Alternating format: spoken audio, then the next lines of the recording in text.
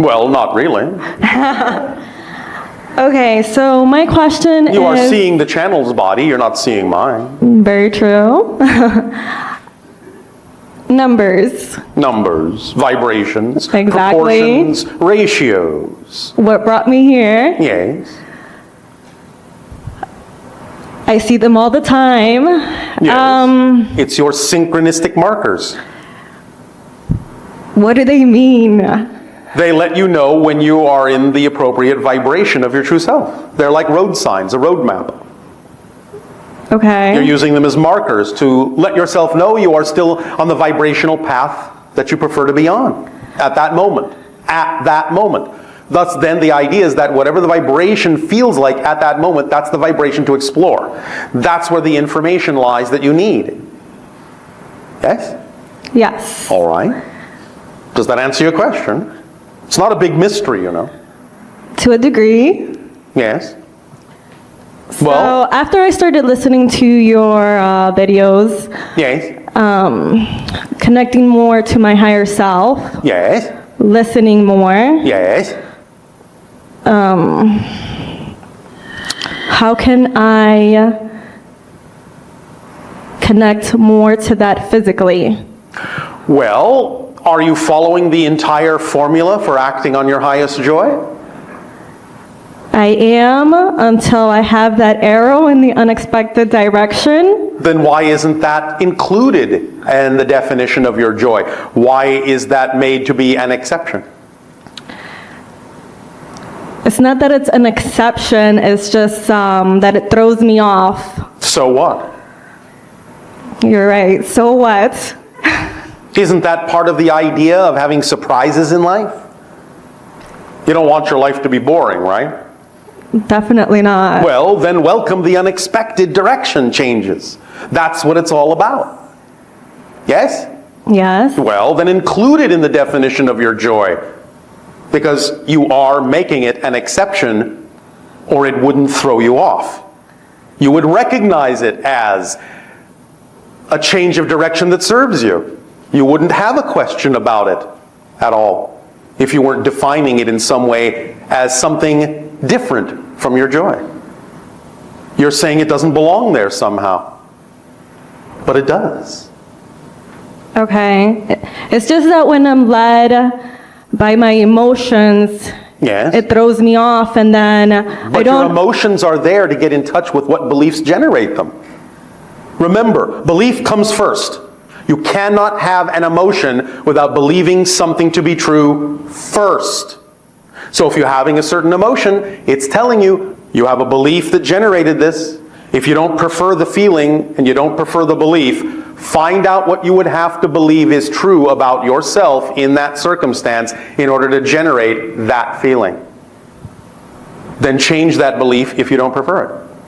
Okay. So use the emotion to find out what the belief is. Okay, I've been working on that. Well, all right. Then how long will you continue to work on it as opposed to simply using it? I have used it. Now and then, yes, but obviously there are times when you don't, or we wouldn't be having this conversation. You're right. I know, that's why I said it. So it's only about the times you don't do that that we're focused on, yes? Yes. So find out why you're making a difference between the times you use it and the times you don't. Because that's the only reason you don't use it all the time, is because in your definitional belief system, you're making a difference between this situation and that situation. Okay. Manifestation. Manifestation is simply the recognition, the ability to see, the ability to perceive what was heretofore invisible to you but has always been here. Yes. And so I visualize. Yes. And? To become that frequency. And it doesn't always happen. Congratulations! Remember when I asked you if you were using the entire formula of excitement? You said yes, right. But you've just said no. Okay. Do you remember the entire formula? This goes for visualization as well. Would you like us to repeat it? Yes. Is everyone paying attention? Yes.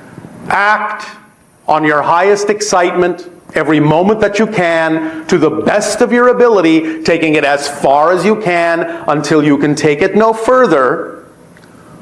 Are you paying attention? Yeah. With zero assumption, insistence, or expectation as to what the outcome ought to be. Zero. How do you let go of those expectations? I'll tell you, thank you. You let go of the expectations by understanding that whatever your physical mind is capable of expecting, or whatever your physical mind is capable of visualizing as an outcome, falls way short of what your higher mind could actually bring to you. So when you understand that by simply adhering and insisting on the physical mind's interpretation that you're actually limiting the outcome, maybe then you'll stop doing that. I'll keep telling myself that. When you believe it, things will change. I believe it. Then things will change. Not because you need them to. Remember, you have to decide to be happy for its own sake. You can't decide to be happy because you'll get this if you do. That's called expecting an outcome. That's called putting a condition on it. You're happy because that's the state you prefer, and you don't care what happens. Because whatever happens, by definition, when you're in a positive state, must still serve you in a positive way, so it doesn't matter what happens. Because you understand that the true proof of change is not that the outside world changes. The true proof of change is that you respond differently even if the outside world stays the same. That's how you prove you've changed. And when you prove you have changed, then the outside world knows it's true and will reflect the change. But if you change in order to get the outside effect, you haven't changed because you're still doing it externally instead of internally. And therefore, if you're still doing it with the condition that if you change, the outside must change, the outside reflection knows you haven't changed, and therefore it doesn't. Okay, can you recap? Just to the part where you're saying that you have to change for yourself and not for the expectation. There is no other reason to be happy other than that's the state you prefer. Okay. Don't create any other reason. Okay. And when you don't create other reasons, then everything that is reflective of that happiness will appear in your life. But not because you need it to, because you don't care, because you have simply chosen to be happy for no other reason than that's what you prefer. Okay, I have it. It's again like the idea of looking in a mirror and seeing your reflection frown. If you sit there and go, I will smile when you smile first, you're going to be standing there for a long, long, long time. But if you say to the reflection, you know what, I don't care if you smile back, I'm going to smile because that's what I prefer. Well, then what happens in the reflection? It smiles back because it doesn't have a choice but to reflect what you truly are for its own sake. Not because you need the reflection to smile back, just because you feel like smiling. Yes? Yes. Does that help you? Yes. Thank you. Okay, lucidity and dreams. Dreams. Yes, dreams. What about them?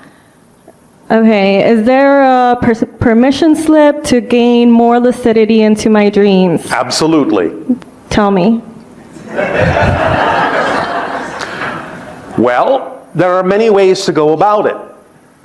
One technology permission slip that has now been invented on your planet is what is called an REM mask. You wear it while you're sleeping. It generates a flash of light in such a way as to remind you, because the light enters the dream and the light reminds you that you're dreaming. So then if you allow yourself to remember that that's what the light means, you'll wake up in the dream. You'll be lucid. And at that moment, you can actually send a signal back to the mask to stop flashing so it doesn't interrupt you. So, look it up. All right? Thank you. Thank you. Okay, one more. Now one more. Okay. Okay, can you tell me about the energy centers in the chakras? Yes, I can, but not now. Okay. Fine. Thank you. All right, bye.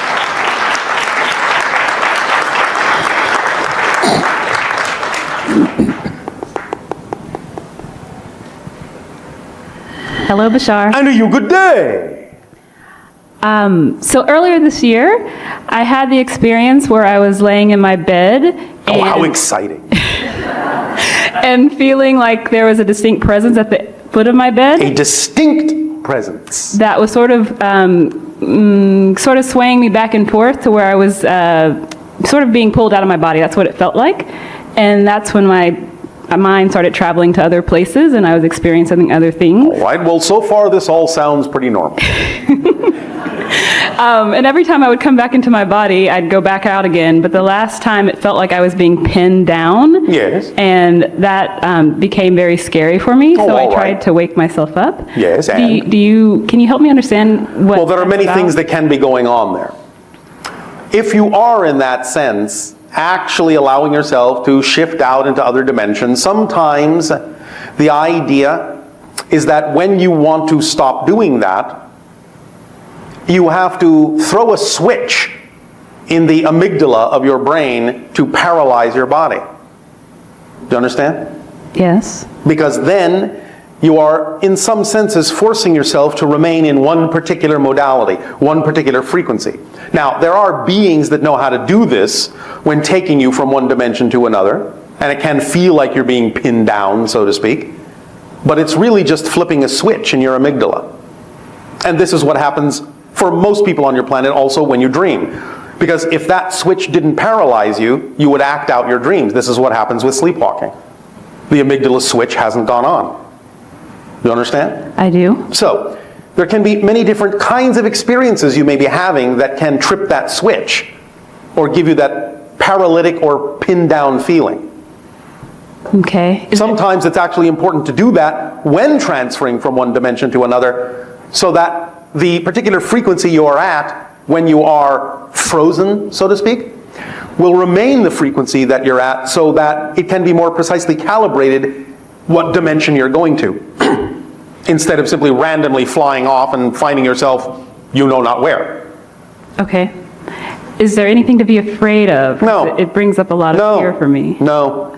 The only thing you are feeling is the idea that when that happens, again, going back to the survival instinct component of your physical mind, it's going into the idea of survival instinct. It's going into fight or flight mode. It's going into the idea that it's being annihilated, that it's being controlled in that sense. You understand? Yes.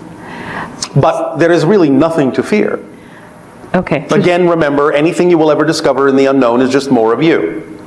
Right. Even if you are dealing sometimes with what you would consider to be other entities, other beings, more often than not, those other beings, those other entities are just other versions of you in a different reality. And you're interacting with yourself. So perhaps, if you feel that, the way to dispel it would be to say, howdy there. I recognize you. You understand? I do. And have a little fun with it, play with it a little bit, and see if that will help you feel a little bit more relaxed, and a little bit more fluid, and a little bit more flexible, and a little bit more in control. Yes? Yes. Does that help you? It does. And? I have one more question. I know. So in the process of detoxifying the body, Yes. I find that many people I help, there's a synthetic sort of orange kind of sulfur residue in the body that sometimes comes from different ant drugs. Yes. Do you have any suggestions for how to move this out? Because it's really hard. What form of detoxification are you utilizing? Raw foods and herbs? All right. There's a number of places that have extremely powerful detoxification programs and regimens.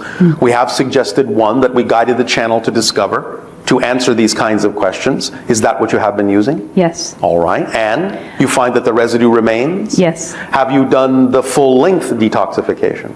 Yes, even with people who've been doing it for a long time. Have you done the incurables program? I feel like I'm doing something very similar to the Incurables program. Such as? A similar line as American Botanicals, very comprehensive All right. line of herbal formulas. In what way are you still detecting the compound in the body? The iris reading. All right. One moment. Up the lemon juice content by a factor of 3 at least. Okay. That will help flush it out the rest of the way. It may have to go up to 10 times the amount, but somewhere between 3 and 10 times the lemon juice factor, it will help flush that out. Okay. Thank you. Thank you.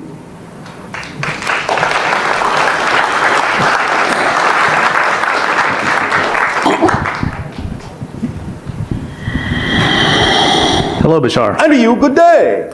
At various spots on this planet, there seem to exist gravitational and spatial anomalies. I'm talking about places like the Santa Cruz Mystery Spot, the Oregon Vortex. Yes. I'm wondering if you can tell us what this is about.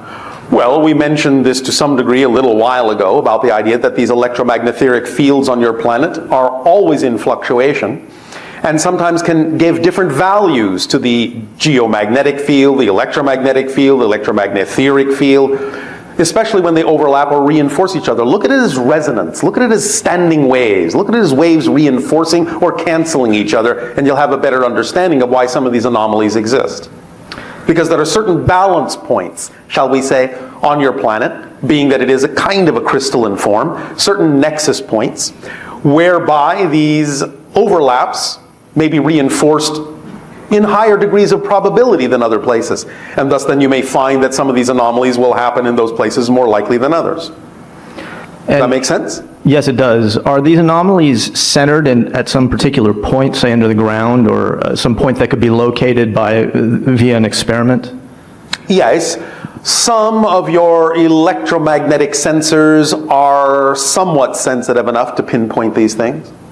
And can you tell us a little bit more about specifically the phenomena that are occurring in these spots? There seems to be an anti-gravity phenomenon, and some people claim they're time shift phenomena as well. Well, in a sense there are, but remember, time shift phenomenology isn't really anything more than shifting by a greater degree to a parallel reality that's coexistent. Because there really is no such thing as time travel, because everything exists at once. So even when you think you're going into your past, it isn't your past. It's simply another parallel reality that looks like your past. Okay. Does that answer the first part? Yes, it does. All right. Yes, it does. And again, the idea is that there will be shifts in all of these ways. These portals, some of them are stronger than others, some of them are more connected to other dimensions than others. One very strong portal on your planet is that which you refer to as the Bermuda Triangle. The idea here is that it is a great overlap portal, multidimensional overlap portal. And many different kinds of things can find their way through it. Those that know how to utilize it, those that know how to set up a resonance field in order to utilize it, can navigate in it to different dimensions. Those that may simply have the experience of happening to match a certain resonant frequency within the overall chords or tones of that field may simply find themselves shifted to another dimension without knowing how they got there or how to get back. Some of this can sometimes seem like time displacement. Some of it can sometimes seem like anti-gravity, levitational displacement. Sometimes it can seem like a few other kinds of things as well. I see. So you're saying it's a sort of dimensional shift that can appear to manifest in various ways. Yes, because there are always dimensional overlaps. And it depends upon the resonance and the overlapping harmonics of the different kinds of energy fields that determines exactly how that portal is experienced. It's like a switching track in a sense. It's always fluctuating in terms of its direction, in terms of what it's connected to, in terms of what it's anchored to a great degree. Does that make sense? Yes, it does. Right. It's really more like music than anything else. There are places where everything harmonizes and there are places where things are discordant. It's sort of like that, although that's an oversimplified definition. And sometimes it will change, because these things are always fluctuating. When you can map them and understand them, you can learn to use them navigationally or in a variety of ways. You could, by finding the right frequency in the Bermuda Triangle create what might be kind of a crystalline looking glass device. This crystalline looking glass device, when pitched to the right frequency in that particular portal area, or a few other portals around your planet, would actually allow you to see images from parallel realities, including what you would think of as your past or your future, even though they are simultaneously concurrent. Does that make sense? Yeah. Now, one moment.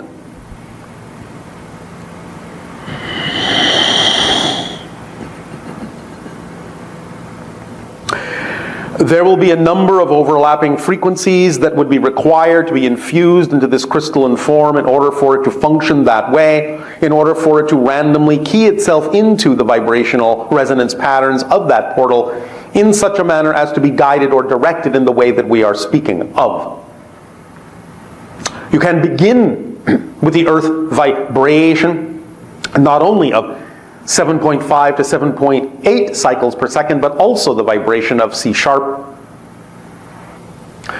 And if you begin to explore there and have sensitive enough equipment with the right constitution of crystal window, and maybe even what you would call the liquid crystal windows, so to speak, might be capable of doing this if you fluctuate them at the right frequency, you'll begin to see forms forming, shadows forming in these windows at the proper pitch, at the proper resonance, that will be indications of consciousness expressing itself in other dimensions. Does this make sense to you? Yeah. Yeah. Does this help you? Yes. May I ask a related question? Yes. In Peru, there are various artifacts that appear to be gateways carved in blocks of solid stone. Yes. Can you tell us what these are about? Well, there are different types.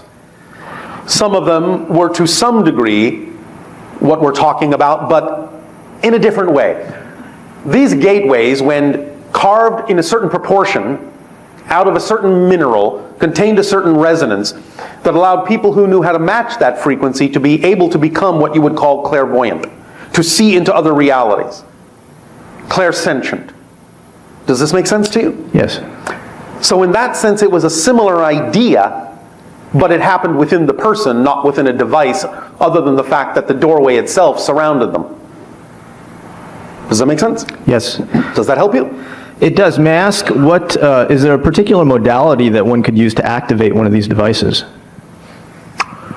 If the device, you're talking about the doorways? Yes. If the device is still intact, or can be made to be intact, or a new device, a new doorway carved, that contains all of the proper proportions and ratios,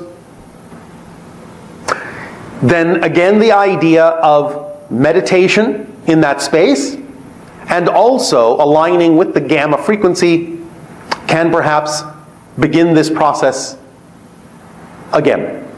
At the same time, there is another such device referred to in your language as the psychomantium. Are you familiar with this? No, I'm not. The psychomantium, in a sense, allows you to peer into the etheric realm of spirit, or to train you to become more sensitive to it, sitting in a room, perhaps a small room or a small space, with a mirror pointing at a blank wall so that you see nothing in the mirror at all but the blank wall. Not your reflection, not anything else. And having no light but a single candle. And then just gazing into the mirror.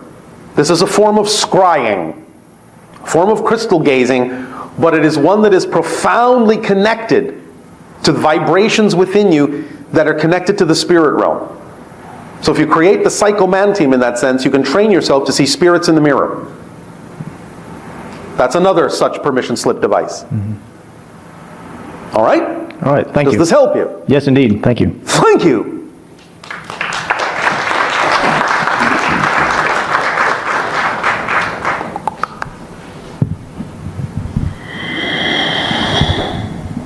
Gracias. Hello, Bashar. And you good day. Good day to you too. I have a couple questions. Yes. One of them is related with today's topic, the parallelogram. Yes.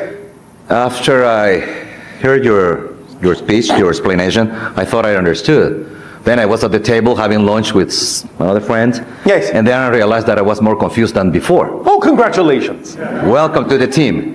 Oh. So I'm going to tell you what kind of understood, and please help me to understand better. Or you could simply tell us what you're confused about.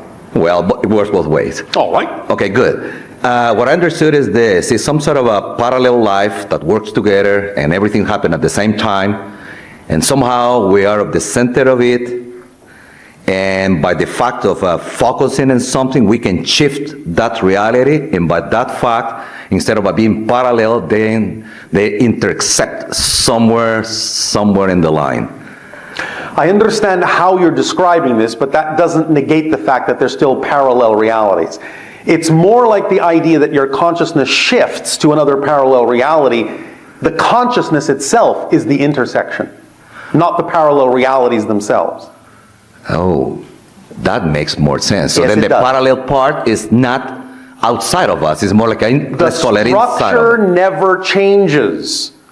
Your perspective of it changes, and the perspective shift is the intersection between the parallel realities. Parallel realities themselves never intersect. They always are parallel. So if following that thought is I am living this kind of a parallel reality, I'm going to be living in a linear way the next, like 1 year from now, another parallel reality. So in both times, let's call it like that, in both times, I am living the same parallel reality. No, and it's me in the same consciousness. No. You're Great. not living the same parallel reality billions of times per second. You're shifting. Parallel reality, parallel reality, parallel reality, parallel reality, billions of times per second. That's what creates the side effect you call time and space, is that your consciousness is shifting through all those parallel realities, which are each frozen like a snapshot. There's no movement, no time, no space, no experience in any parallel reality. It's what you're doing by shifting your consciousness through a series of parallel realities that creates the idea of a parallel reality timeline. But you're actually going like this. Even though it seems like you're going like this, you're actually going like this. That's the frame that I couldn't get. So the center of it is our consciousness. Yes. And it averages out and creates a sense of continuity to give you a sense of linearity, but it's anything but linear. You're all over the map. And how does it work when I change my physical reality to the non-physical reality? Is it am I still living the There's parallel? still some degree of that, but not as much. There are certain factors that drop away that are no longer necessary. Thus, then, you can experience more parallel realities simultaneously. So then the parallel reality is more related to this earth life rather than the ethereal life? It doesn't have to be. I know it doesn't have to be, but does it work like that? It can, if that's your focus, yes.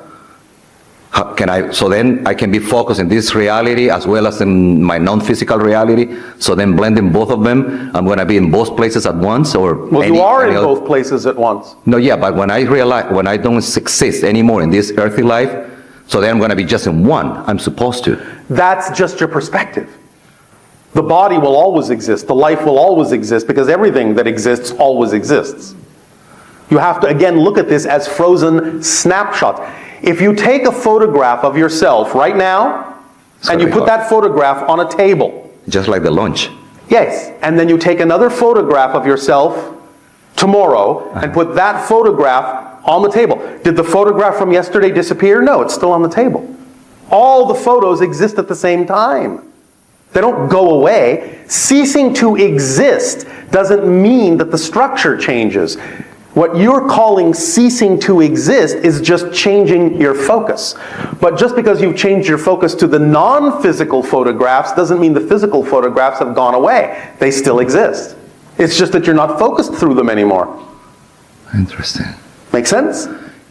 Now it makes more sense. All right. Way before. That's good. Thank you for the explanation. You're welcome. I have another question that it might not be related with this. Oh, all right. We might. So anyway, I heard many times the concept of being grounded, right? When we are thinking something and we're trying to figure out what to do, the first call is you gotta be grounded, you gotta be smart, you gotta take it easy, and things like that. Oh, all right. So that makes sense, right? In some senses, yes. All right. So kind of extrapolating this idea to the ethereal part, is it possible to have some sort of a ethereal grounding? There always needs to be grounding so that you can bring the energy of your connection to the higher non-physical mind down to earth in order to have an experience, if that's where you want to focus it. Without the grounding part, you haven't made, in a sense, a connection. You haven't made a link. It's like electricity. If there is a short circuit, you're not going to have an effect.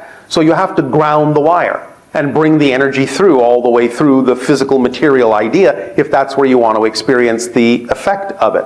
But what you're doing is connecting and linking to the non-physical part, and you're, in a sense, having an experience that's a blending of the two. But you have to have the grounding side, otherwise it just remains an ethereal idea. So then both groundings are connected. The earth life, the life that I'm living now, yes, gotta be grounded with the other part of me that is somewhere ethereal, non-physical, gotta be grounded. And by the fact of connecting or linking both of them, then the balance, at the end, I believe that is what is going to be, the balance in between both, call it both worlds, the earthy one and non-physical one, yes, tends to be balanced. Yes. Is that the whole concept? Yes. Kind of a complicated. Not really, it's very simple. You have the higher mind, you have the physical mind, you have the template reality in the middle. When you allow yourself to function as a whole person, you are in balance with the physical mind and the higher mind, using the template level reality to shift yourself in the direction of your highest joy. That sounds great. So it's very simple. So that means when I am in this earthly life, or whoever, I'm going to call it about myself, Yes. not so grounded, this is a question, am I producing something on my non-physical part that is also needs some ethereal grounding? No. The definition of the higher mind is that it is already stable unto itself. It's giving guidance to the physical mind to stabilize it, to allow it to experience what it needs to experience in a certain way. Look at this analogy. The analogy we often give of a diver diving into the ocean. When you're standing on the boat, you're the higher mind. Now you want to project down into physical reality. So you put on the diving mask, you put on the wetsuit, you put on the air tanks, you put on the flippers. You go diving into the ocean. You dive into physical reality. You need the physical mind, the ego structure, the mask, in order to see clearly in that reality. And thus then you have grounded your experience as a higher mind in that reality. But the idea is to do it in a balanced way. You don't expect that diving mask to do anything but paint a clear picture for you. You don't give it any other tasks to do. You don't tell the mask to breathe for you. You don't tell the mask to push you through the water. That's the job of other things. So just letting the mask be the mask lets the mask do its job, and if the mask does its job, you have a very clear view under the ocean of all the fish that you would like to see. When you are done with that, you go back up to the boat, you take the mask off, you take the wetsuit off. That's like the idea of dying. You have no need anymore for that physical mind, but you still have the higher mind, which is, in a sense, from that perspective now, your whole identity.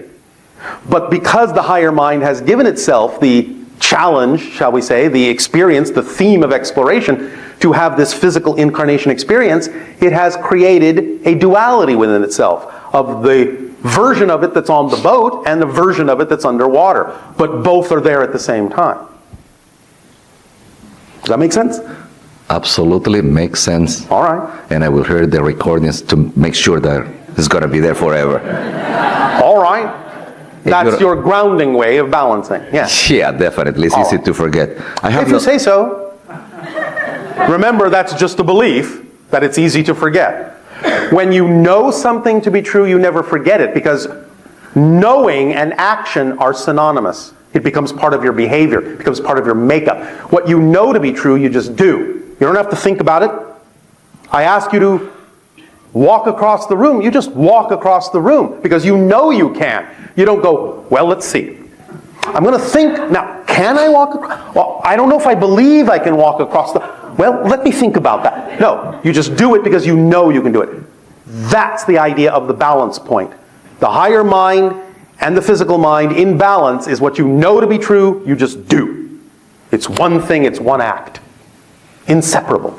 Yeah, I got that one right. Oh, all right. Congratulations. Thank you. Thank you. Okay, no more chance for another question. Is that a thank you bye, or No can I more have chance? Yeah, no more chance to ask you another simple question. Are we rolling dice? Are you flipping a coin? Sometimes I am. Would you like to take a coin out and flip it? I would like to ask the question. Oh, well, all right. Then you have taken it out of the realm of chance. That means yes? That means yes. Okay, good. This is out of this context. I had some sort of, I would have put it in this words, some sort of a dream. And if it's and I'm not so expert in colors and things like that, but in that particular dream, Yes. I saw some sort of a purple rays or lights, big beams of color, Yes. projecting out of let's call it in the space or somewhere. Yes. And they were kind of embracing with the red and making some sort of a swirls in Yes. the black space. Yes. And at the same time, in the middle of it, some white light joined to it. Yes. And it's kind of a confusing dream. And in the middle of it, I saw more like the birth of the planet. Yes. And it was the blending of not exactly, the color was the projection of the huge, giant amount of energy. Yes. And the result of it was the planet. Yes. I know it was a dream, but Well, the that dream can be is simply possible. a memory of an experience on another level. So what you were experiencing was what you might call the etheric level and the causal level. The idea that everything that happens in physical reality has to have an energy version first, an energy template first. So you were looking at the pure raw energy states, the vibrational states that ultimately manifested in the physical template of your physical reality, of the planet. Thank you, Bashar. Thank you. Pleasant dreams.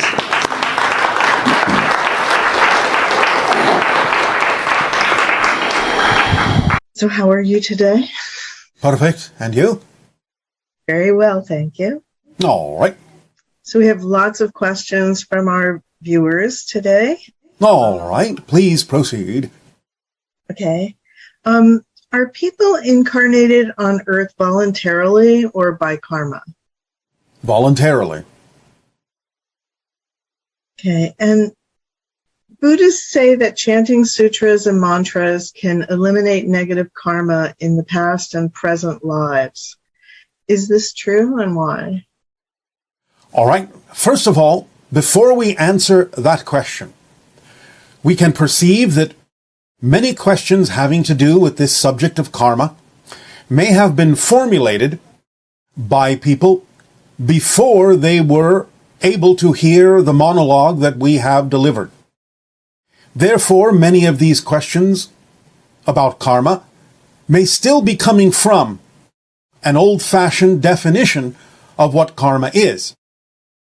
So we will proceed with any such questions in a manner that will relate them to what we have said in the monologue about the actual definition of karma, and show how all of these questions coming from different viewpoints with respect to the idea of the old-fashioned definition can be turned around into a new understanding, a more modern understanding, a more streamlined understanding, thus rendering many of these questions, in some sense, obsolete. Nevertheless, it will be a good exercise to, as you say, drive home the actual definition with respect to many of these questions that may be coming forward from an out-of-date perspective. The idea, again, of karma is that it does not accumulate. It does not come from other lives. Now, yes, there is such a thing as consequence of choice. Yes, what you put out is what you get back. But as we have said, karma, in its original intended form, simply means action. And therefore, as everything exists simultaneously, it is possible for someone to decide to connect to another simultaneous existence that you would call a past life, even though it exists at the same time as the present one. And they may decide to choose to make a connection to certain experiences in those other people's lives and make them relevant for the theme that a person may be exploring in this life. And in that context, you can say, well, the idea of what choices were made and what was accumulated in terms of consequence to those choices may come from another life, but it isn't the idea of something that happens automatically. It is something that is chosen for the theme of this particular life, connecting energetically to the themes of another simultaneous life. It isn't an automatic thing that accumulates and goes from one lifetime to another, since that other person in that other life isn't you. Now, we can talk about the idea that from the oversoul level, the oversoul can say, well, that is my life, and that is my life, and that is my life. And from that level, there is a kind of a continuity. But we will talk about the oversoul in another transmission. The idea, in terms of answering the question right now at hand, is that no, it doesn't automatically come from another life. And therefore, it is something that, again, to remind you all, is simply a choice that is made to recognize that someone may be out of balance in this life. And karma is the ability to take the actions necessary to bring one back into balance, no matter what themes you may be connecting to from other simultaneous lives going on. It's not something that actually follows you in that sense or accumulates upon you from one life to the next, because you only exist in the now. Okay, thank you. Did Yeshua ever speak to the idea of karma? Yes. Do unto others as you would have them do unto you. Again, the choice being made to stay in an aligned, balanced state, in alignment with all that is. And should you find yourself getting out of alignment with that, again, remembering that to be of service and to treat others as you would be treated is the actions to be taking with regard to balancing oneself, bringing oneself back into alignment, and thus utilizing the originally intended meaning of karma. Okay, and if you help kill chickens and ducks by helping your family catch them and kill them, will you also have karma? This person is saying that they had to do that when they were a child and it was a very bad experience for them, and now they're afraid they have negative karma from the death of those animals.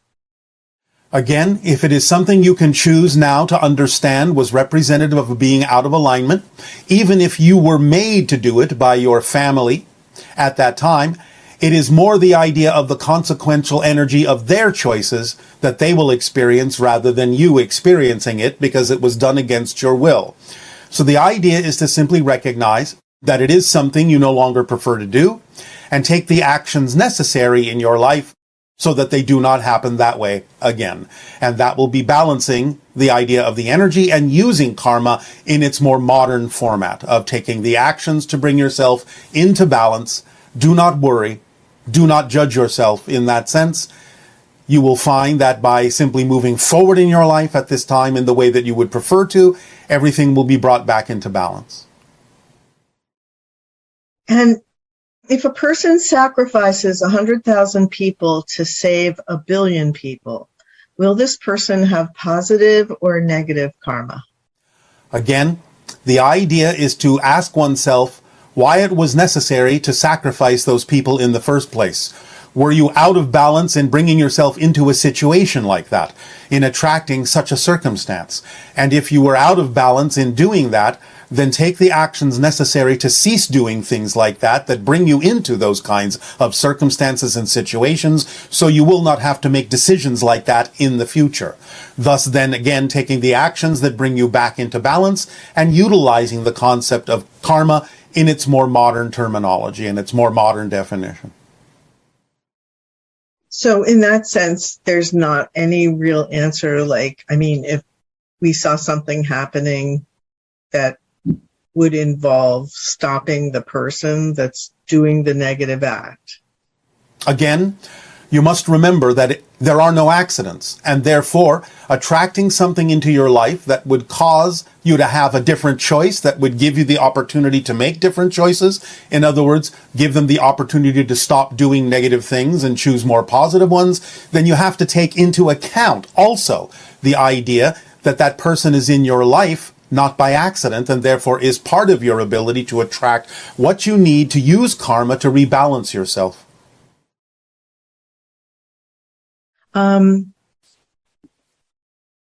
Since time doesn't exist, how does karma work? Well, as we have said, first of all, everything happens in the now. And the idea of utilizing the correct definition of karma is that you take actions in the now that are representative of rebalancing yourself if you feel you are out of balance. And it isn't that the idea of time or the experience of time doesn't exist. It may not really exist mechanically, fundamentally, but it does exist as a side effect, and it is something that you can and do experience. Therefore, still recognizing that everything does exist in the now, using karma in its originally intended definition means you take whatever actions in the present are necessary to bring yourself back into alignment if you feel that you have been out of alignment. And having to do with karma and free will, can my soul agree to solve karma from another life of my soul in my life now without my consent? You are your soul. You have to give yourself the consent to balance yourself by taking the actions necessary to do so in this life, in this experience. So the idea that a negative, I think in the past you may have said that you have to, the soul oversoul balances these things out in terms of between lives even, like one parallel life will balance out what another one is doing.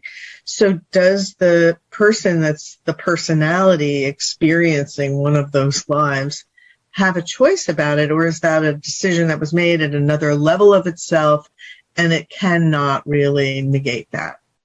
It depends on how connected it is to the theme you are exploring. Because as we have said, the person you are is a theme, is a path. And if it is something you decided to create for yourself, then it cannot be avoided because you established the path as the theme you would explore. However, in general terms, no. Someone doesn't necessarily have to choose to balance the self in any particular life. You can do it in any particular state of being that you happen to be in on the course of your evolution. So it's not absolutely mandatory unless you have made it mandatory for the theme that you chose to be in this life. So it sounds like the better idea is not to look at things that are happening to you from the perspective of, oh, this is happening because I did this in a past life, or I agreed to do it and balance it out here or something. More the idea of just staying in the present and recognizing the connections you're making to other parallel lives are your choice. Yes. Based on what you're attracting and the theme you're playing out. Yes, and remember again, because the original definition of karma is action, which happens in the moment, then in a sense, karma is synonymous with free will. You are making the free will choice to take the actions necessary to maintain balance in your life. That's what karma is. It's not something that accumulates from other times, other places. It is not retribution. It is not something that builds up and then gets you back. It is simply in the moment, the clear, free choice, free will recognition that you may be out of balance with who you prefer to be, and using the concept of action and karma and free will to bring yourself into balance by making choices that are more representative of who you prefer to be. That's all there is to it. It is very important and very crucial, which is why we're having this discussion today, for your society to really start to let go of these outdated and old-fashioned definitions of karma. They only anchor you into patterns and habits that aren't actually real. You are creating from a linear perspective a circumstance that doesn't actually exist in truth.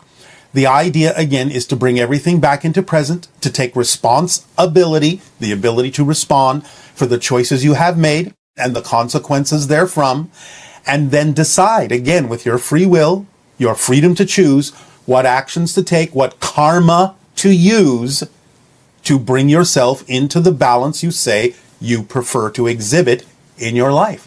This requires you to truly let go of these old-fashioned definitions and really pay attention to the new definition we are offering you as a suggestion, so that you can be free to make the choices that are true for you and live in the present and take responsibility. And again, this doesn't mean it erases the idea that there are consequences for your choices. Of course there are. Again, what you put out is what you get back. But this doesn't have anything to do with what karma actually is. Karma, again, is simply the ability to take the actions necessary to bring yourself into balance if you believe you are out of balance. That's it. Free yourselves from the outdated definitions that anchor you to the concept of repeating patterns and the idea that you have to accumulate things and somehow discharge them in that way. The minute you choose to balance yourself, then you have used karma appropriately and nothing else accumulates until you're out of balance. And again, you can balance yourself in that moment, in the present. That's karma. And that's it. And so the idea that if a person has been telling themselves a story about, oh, I did this in a past life or whatever, and a circumstance comes up that again triggers the idea of the story you were telling yourself before about why you have this certain emotional or physical reaction to something. Yes, the closest analogy, as we said, is that someone may choose to connect to someone else's life that is experiencing certain things that they believe might be appropriate or germane for them to explore in the theme they chose for this life. But it's not something that you did that is coming from that life in the sense that you are building up an accumulation of something that has to be discharged as a judgment against you. It's not coming from outside. The idea is that you may connect to that life having a certain experience because you believe that it will help you explore the theme that gives you the opportunity to continue to take the actions that bring yourself into balance relative to that theme you're connecting to. But you didn't do it because that's not your life. You're just using that life for your own purposes to help you balance in this one. So time and time again, it brings you back to stay in the present, recognize all the connections that you're making, Yes. being made from the present. Yes. And that the minute you reinterpret what you were previously believing was something coming from a past life into a choice of whether or not you want to continue to connect with that particular experience, sort of like a library book where you can look at the book, but do you really want to check it out of the library and experience the consequence of that? Yes. You can use it in the way it was intended for the connection that was made to learn a lesson, to help you explore a theme. But again, it's not karma in the sense that most people on your planet have been thinking of it for thousands of years. You're not anchored except again in the anchorings you chose to have to explore a certain theme, but you created those. So if you created those connections for your own purpose of exploration, when you've learned the lesson, you have exhausted the theme, and you have exhausted the reason to keep that connection going. So this next person's question of, is karma stored in our DNA? Would it be closer to is our theme encoded in our DNA, and the effect of that maybe the stories that we tell ourselves? Yes. And again, instead of saying, is karma encoded in the DNA, it would be clearer and more appropriate and accurate to say, is the theme I'm exploring encoded in the DNA? And can I use karma as a tool to take the actions to help me explore that theme? Yes. So what we're saying and what we're suggesting is start changing the definition of karma from something that is investing you in a certain idea or pattern and start looking at it as a tool to help you explore the theme and keep you on track with that exploration. It's the theme that is represented in the DNA, not karma. That's fascinating. So then the idea of something being unchangeable. Okay, my theme is encoded in my DNA. I'm experiencing opportunities to balance certain energies out by the things that I manifest. Yes. And so is there any aspect of it that is truly unchangeable, or even your theme is changeable? The theme, what you have chosen the theme to be. Some people, for different purposes, might choose to have an unchangeable theme for the entire lifetime. But that's not necessarily the case anymore now that you are exploring what consciousness is and the idea of taking responsibility and living in the moment and having accurate definitions of all these concepts and letting go of the fear-based beliefs and outdated definitions. These, in and of themselves, in this day and age, may allow you more flexibility in changing your theme if you have exhausted the original one. You now have the opportunity in this lifetime to have more than one theme. So, allow yourself simply to stay in the present, move forward in acting on the idea of the formula that we have shared with all of you. If you are able to change your theme, if you come to that point, you will recognize it through synchronicity. You will feel the original theme leave you. You will feel some freedom within you and a sense of the ability to choose something different. It seems like since we have greater communication now with our higher minds, because we understand that relationship within ourselves better, that makes things much more, quote unquote, changeable. Yes. Because a negotiation can actually take place. As long as a lesson is learned, then yes, you are free to choose other themes. Okay, great. And can you tell us how astrology and karma could be related? No. Okay. Because they're not. Can you use astrology in any way that you could probably use it as a tool to balance your karma? Yeah. You can use it as a permission slip, like any permission slip, to again allow yourself to use karma to balance yourself. But to say to balance your karma is again misleading. You're not balancing your karma. Karma is the balancing act. Okay. So, and do we have a choice about our next lifetime? Yes. Do we make that choice once we're in spirit, right? Sometimes you can make it when you're still in physical reality, though you usually allow it to happen when you are in spirit, because there's more flexibility, more awareness, more understanding of what you have learned from the physical experience, and more opportunity to apply that to the next choice you may make. Okay, and one person was saying that after their parents passed away, 2 cardinal birds came around and made their home directly across from the front door of my house, which was once their parents' house.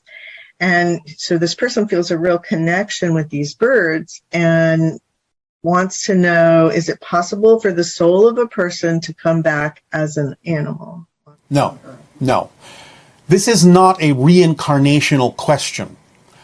Remember again, bring everything back to the fact that everything exists at the same time.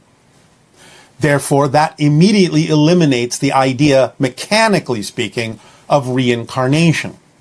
You can have it as an experience, as a presentation, for certain reasons, for certain purposes, but that's not what's mechanically happening.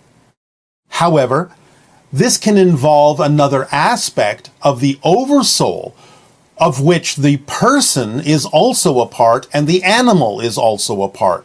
So it may be a presentation of the same oversoul in another form, but that doesn't mean that the person came back as that animal. It's just another aspect of the same oversoul that the person themselves might also have been an extension of. We will go more deeply into this in a future transmission, after the next transmission, when we will discuss the idea of how the oversoul works. I don't know if this is the right time to ask this question, but the idea of a bird or a flower or a smell being a recognition that a person is communicating with you, that's a completely different idea than the one we were just talking about. Yes, that is simply a presentation of synchronicity using a vibration that may awaken you or alert you to the idea that another being in spirit may be attempting to communicate with you. Right. So rather than the idea of, oh, that's my parents reincarnated, it's more like when you're seeing those birds, they're actually triggering you to know you're having a communication. It can be that, but as I said, it doesn't necessarily just have to be that. It can actually be not only a message or a signal, but it can actually be an extension of the same oversoul that the person was an extension of too. I'm simply saying that's another option. Okay. And there's a lot of feelings about staying in your excitement and how to get back into that when you're experiencing a lot of loss or grief or negative things keep happening, or even though you try to stay neutral, those challenges of how do you balance yourself so that you can feel the inspiration again that comes from your excitement. As we have said, the first thing you must do is accept what's happening, as there being a reason for it happening. So if you're experiencing those challenges, own them and ask yourself what your beliefs have to be in order to generate what you're experiencing, because it can't be otherwise. You can only experience what you believe you can experience. And if you believe you need to experience a challenge in that way, as a loss or something that seems challenging in a negative way, then you must believe that you're getting something out of doing it that way. You must be learning something. So by owning it and by asking yourself, what are you getting out of remaining in that belief system that's generating the experience in this particular way, then you can, with honesty, go deeper into your self-investigation. Remember, know thyself.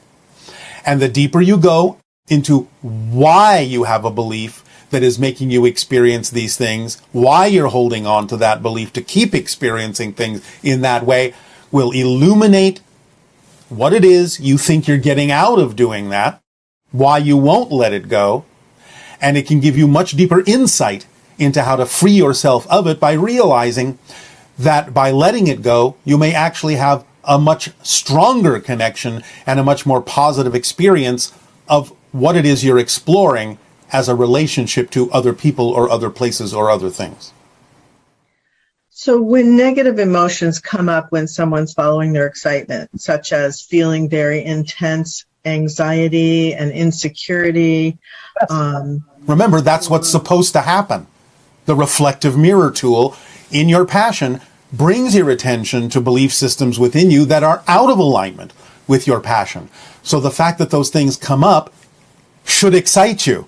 That's part of your excitement, because now you have something to work with, and now you can realize that you can let something go that doesn't serve you, and that adds to the energy and momentum of your passion.